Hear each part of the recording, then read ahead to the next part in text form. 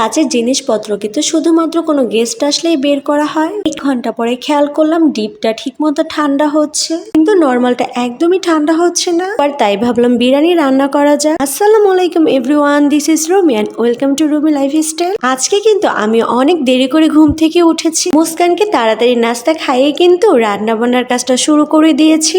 আমি যেহেতু একটু দেরি করে ঘুম থেকে উঠেছি, তাই কি রান্না করা যায় সেটাই কিন্তু ভাবছি। আজকে যেহেতু শুক্রবার, তাই ভাবলাম বিরিয়ানি রান্না করা যায়। এইদিকে কিন্তু আমি মুরগিগুলো তাড়াতাড়ি কেটে নিয়ে ভালো মতো ধুয়ে নিচ্ছি। আজকে কিন্তু মুরগি দিয়ে বিরিয়ানিটা রান্না করা হবে। বেশ কয়েকদিন ধরে কিন্তু আমার গরুর তেহারি থেকে মুরগি দিয়ে বিরিয়ানি রান্না করাটা খেতে বেশি ভালো লাগছে। এর জন্য কিন্তু আজকে মুরগি দিয়ে বিরিয়ানি রান্না করব। আমার কিন্তু বিরিয়ানিতে আলুটা সবচেয়ে বেশি ভালো লাগে, তাই অনেকগুলো আলু কেটে নিয়েছি বিরিয়ানিটা রান্না করার জন্য। আমি কিন্তু মুরগিগুলো মিডিয়াম সাইজ করে কেটে নিয়েছি। এইদিকে কিন্তু মুরগির মাংসতে বিরিয়ানি রান্না করার জন্য যা যা মশলা লাগে সবকিছুই দিয়ে নিচ্ছি।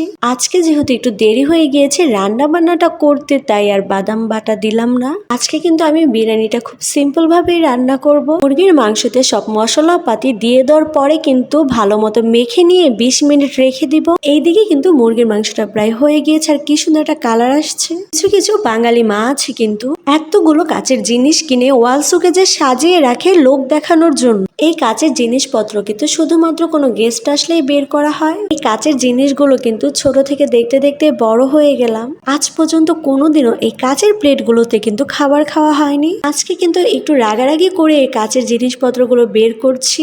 আসলে বাঙালি মায়েরা কিন্তু একটু এরকমই হয়। এইদিকে কিন্তু আমার বিরিয়ানিটা প্রায় হয়ে গিয়েছে। বিরিয়ানিতে কিন্তু একটু ঘি দিলে অনেক সুন্দর একটা স্মেল আসে, আর খেতেও কিন্তু অনেক মজা লাগে। আমি কিন্তু প্লেট ভর্তি করে বিরিয়ানি নিয়ে নিলাম, আর আজকে কিন্তু বিরিয়ানিটা খেতে অনেক মজা হয়েছিল। প্রায় 10 দিন পরে কিন্তু আজকে মিস্ত্রিরা এসে ফ্রিজটা ঠিক করে দিয়ে গেল। কয়েক ঘন্টা পরে খেয়াল করলাম ডিপটা ঠিক মতো ঠান্ডা হচ্ছে, কিন্তু নর্মালটা একদমই ঠান্ডা হচ্ছে না।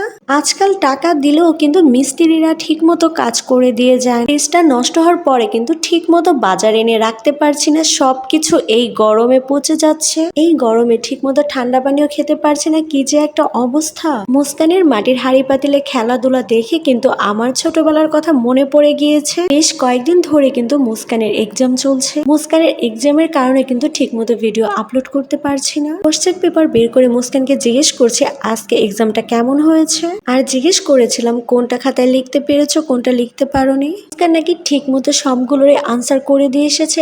আসলে খাতা দেখলে বোঝা যাবে।